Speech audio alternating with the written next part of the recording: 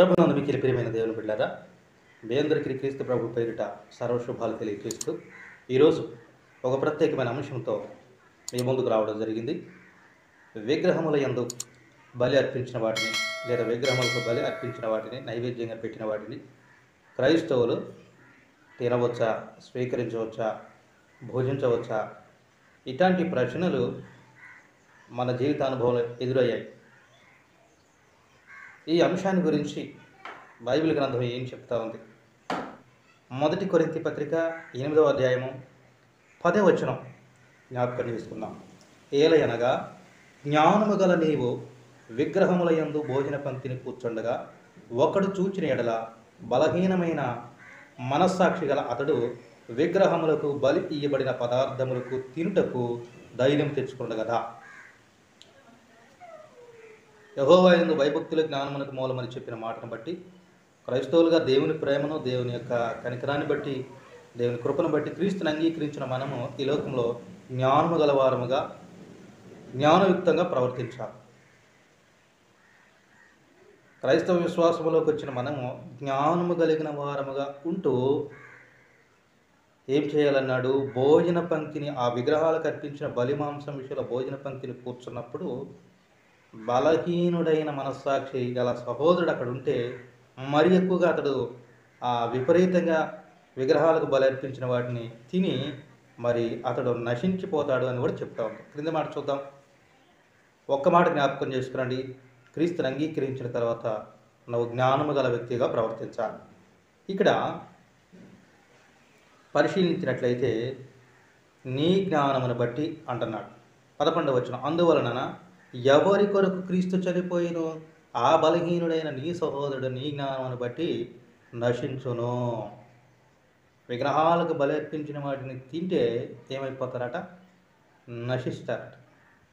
అంత మాత్రమే కాకుండా మరలా క్రింది మాటను మనకు చదివితే, ఇలాగు సహోదరులకు 12వ వచనం, ఇలాగు సహోదరులకు విరోధముగా పాపము చేయుట వలనను వారి బలహీనమైన మనస్సాక్షిని నొప్పించుట వలనను మీరు క్రీస్తుకు విరోధంగా పాపము చేసిన వారు అవుతున్నారు. ఇక్కడ స్పష్టంగా తెలియచేస్తున్నటువంటి మాట ఏంటంటే, జ్ఞానము కలిగిన నీవు క్రీస్తునందున సంపూర్ణతను ఆయనందు విశ్వాసం ద్వారా సంపాదించుకున్న నీవు ఒకవేళ విగ్రహములకు సమర్పించిన భోజన పదార్థాల కూర్చుంటే బలహీనుడైన నీ సహోదరుడు నిన్ను చూసి, సీనియర్ విశ్వాసి అక్కడ కూర్చుంటే లేదు కదా, నేను తింటే ఏమవుతుందని చెప్పి అతడు నశించిపోయే అవకాశం ఉంది.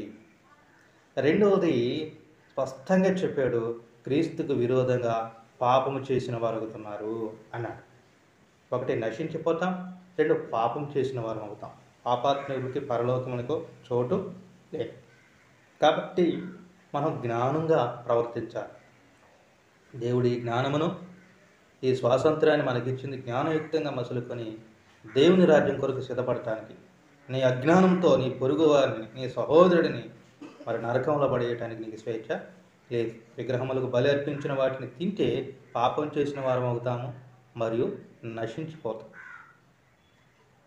రెండవదిగా 10వ అధ్యాయము 20వ వచనం, 1 కొరింథీ పత్రికలోనే 10వ అధ్యాయం 20వ వచనం ఇంకొక మాట స్పష్టంగా తెలియజేసింది. ఏమని ఒకసారి చూడండి. 19-20 వచనాలు. 1 కొరింథీ పత్రిక 10వ అధ్యాయం 19-20 వచనాలు.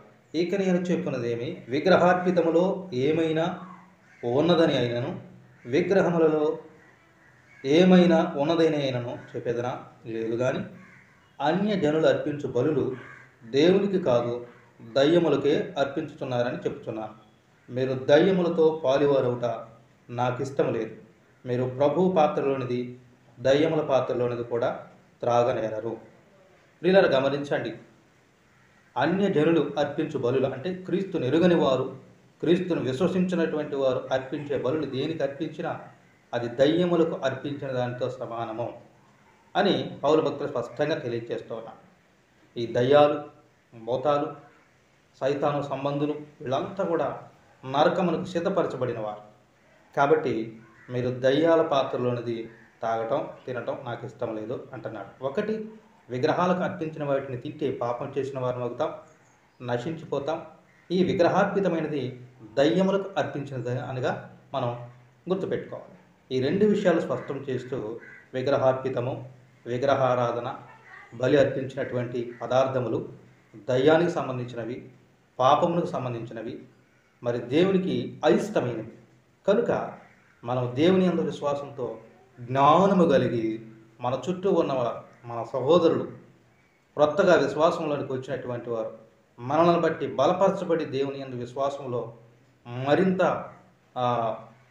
శక్తి బలముతో దేవుని విశ్వాసంలో బలపరచబడినట్లుగా మనం జ్ఞానము కలిగి ఏది యోగ్యమో ఏది అయోగ్యమో వాక్య వెలుగులో చూసి నేర్చుకొని విశ్వాసంతో ముందుకు కొనసాగవలసిన బాధ్యత మనకి ఉన్నది. కనుక ఈ విషయాన్ని బట్టి విగ్రహార్పితము పాపము, విగ్రహాలకు అర్పించినది దయ్యములకు అర్పించినదని గ్రహించిన వారంగా మనం ఈ వాక్యం ద్వారా తెలుసుకుంటున్నాం. కాబట్టి ప్రియులారా, మనం జ్ఞానంతో విగ్రహాల జోలికి పోకుండా ప్రభు విషయంలో దేవుని వాక్యమును బట్టి జ్ఞానం కలిగి ఏది యోగ్యమో ఏది అయోగ్యమో తెలుసుకొని విశ్వాసంతో ముందుకు కొనసాగవలసిన అవసరత ఎంతైనా ఉన్నది. ఇటు అనుభవం ద్వారా మరి దేవుడు మనలను పవిత్రపరిచి పరిశుద్ధపరిచి లోకంలో ప్రభు కొరకు నమ్మకమైన సాక్షులుగా వాడుకొని బలపరచునుగాక. ఆమేన్.